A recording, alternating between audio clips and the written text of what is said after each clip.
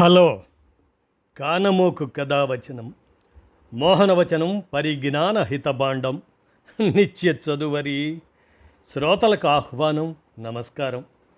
చదవదగునెవరు రాసిన తదుపరి చదివిన వెంటనే మరువక పలువురికి వినిపింపబూనిన అది ఏ పరిజ్ఞాన హితబాండమౌపో మహిళ మోహనవచనమై విరాజిల్లు.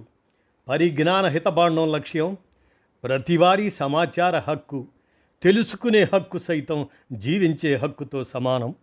ఆ స్ఫూర్తితోనే ఇప్పుడు 3000 సంవత్సరాల సాంస్కృతిక ప్రగతి లబ్ధిదారులు అంటూ కె బాలగోపాల్ విశ్లేషణాంశాన్ని మన కానమోకు కథావచన శ్రోతలకు మీ కానమోకు స్వరంలో వినిపిస్తాను.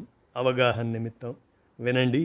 3000 సంవత్సరాల సాంస్కృతిక ప్రగతి లబ్ధిదారులు. ఇక వినండి కీర్తిశేషులు బాలగోపాల్ గారి విశ్లేషణ.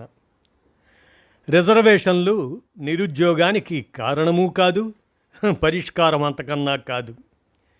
ఈ అగ్రకుల ప్రతిభావంతుల పాలనే నిరుద్యోగాన్ని పెంచి పోషించింది. దానికి అన్ని కులాలలోని పేదవాళ్ళు బలి అవుతున్నారు. దశాబ్దాలుగా దేశాన్ని పరిపాలిస్తున్న వాళ్లలో అత్యధికులు అగ్రవర్ణాలకు చెందిన వాళ్లే. రాజకీయ నాయకులే కాదు, పారిశ్రామికవేత్తలు, వ్యాపారస్తులు, భూస్వాములు, వైజ్ఞానికులు, బ్యూరోక్రాట్లు, సాంకేతిక నిపుణులు, యావత్ భారత భాగ్య విధాతలు 99% వాళ్లే. వాళ్ళు ఈ దేశాన్ని ఎక్కడి దాకా తెచ్చారో చూస్తూనే ఉన్నాం. నిరక్షరాస్యత, దారిద్ర్యం, నిరుద్యోగం, వ్యవసాయ పారిశ్రామిక రంగాలలో మాంద్యం, రాజకీయ సామాజిక సంక్షోభం దేశాన్ని ఇక్కడి దాకా దిగజార్చింది వీళ్ళ ప్రతిభ.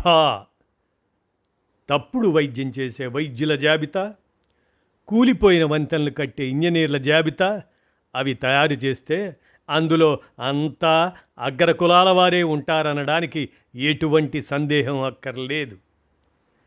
ప్రతిభ ఒక్క ప్రభుత్వ ఉద్యోగాలకేనా, లేక అన్నిటికీ వర్తిస్తుందా? కొడుకుకు ప్రతిభ ఉంటేనే తండ్రి ఆస్తికి వారసుడు అవుతున్నాడా? ప్రతిభ ఉన్నా లేకపోయినా తండ్రి ఆస్తి కొడుకుకే రిజర్వ్ అయ్యి పోలేదా? భూమి గల వాళ్ళందరికీ వ్యవసాయం చేయటంలో ప్రతిభ ఉందా? సేద్యం చేయడంలో ప్రతిభ ఉన్న వాళ్ళకే భూమి అంతా పనిచేస్తామంటే ఒప్పుకుంటారా? చెప్పులు కుట్టే వాళ్ళకే చెప్పుల ఫ్యాక్టరీలు చెందాలని, బట్టలు నేసే వాళ్ళకే బట్టల ఫ్యాక్టరీలు చెందాలని, మూటలు మోసే వాళ్ళకే గోడౌన్లు చెందాలని చట్టం చేస్తే ఒప్పుకుంటారా? ఆస్తిలో కానీ, ప్రైవేట్ సెక్టార్ ఉద్యోగాల్లో కానీ, ప్రైవేట్ కళాశాలల సీట్లలో కానీ వారసత్వానికి, బంధుత్వాలకు, రికమెండేషన్లకు, మావాడు అనే సామాజిక సంబంధానికి ఉన్న ప్రాధాన్యం ప్రతిభకు లేదు. దీనివల్ల 100% ప్రయోజనం పొందుతున్నది అగ్రకులాల వాళ్లే.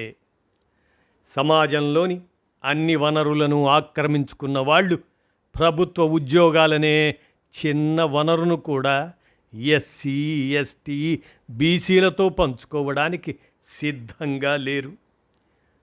ఆస్తి నుంచి ఉద్యోగాల దాకా అన్ని వనరులను జనాభా ప్రాతిపదికన పంపిణీ చేయాలని డిమాండ్ చేస్తే ఒప్పుకుంటారా?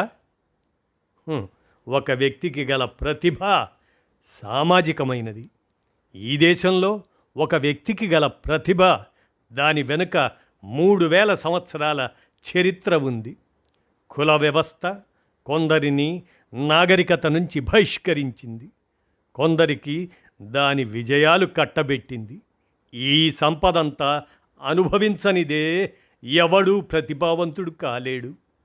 చారిత్రక కారణాల వల్ల 3000 సంవత్సరాలు సాంస్కృతిక ప్రగతి ఎక్కువగా అగ్రవర్ణాలకు అందుబాటులో ఉంటే అది దళితులకు లేకుండా పోయింది అని బాలగోపాల్ గారు విశ్లేషించిన అంశానికి నేడు వాస్తవ పరిస్థితిగా తెలంగాణలో టాప్ 10 కులాలు, వారి జనాభా, ఆయా ఫ్యామిలీలు అన్న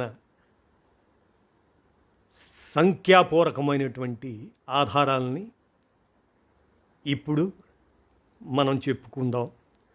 తెలంగాణలో జనాభా 3,54,77,554 మంది జనాభా. ఫ్యామిలీలు అయితే 1,12,36,849 కుటుంబాలు ఉన్నాయి తెలంగాణ జనాభా ఆధారంగా. ఇక మనం జనాభా వారి సంఖ్యను గనక మనం పరిశీలిస్తే అందుబాటులో ఉన్న ఈ జనాభా లెక్కలు, తెలంగాణలో టాప్ 10 కులాలు ఏమిటంటే, మొదటిగా మాదిగలు, రెండవది షేక్ ముస్లింలు, మూడోది ముదిరాజులు, 4 లంబాడీలు, 5 యాదవులు, 6 రెడ్డిలు, 7 గౌడులు, 8 మాలలు, 9 మున్నూరు కాపులు, 10 కులం లేని వాళ్ళు.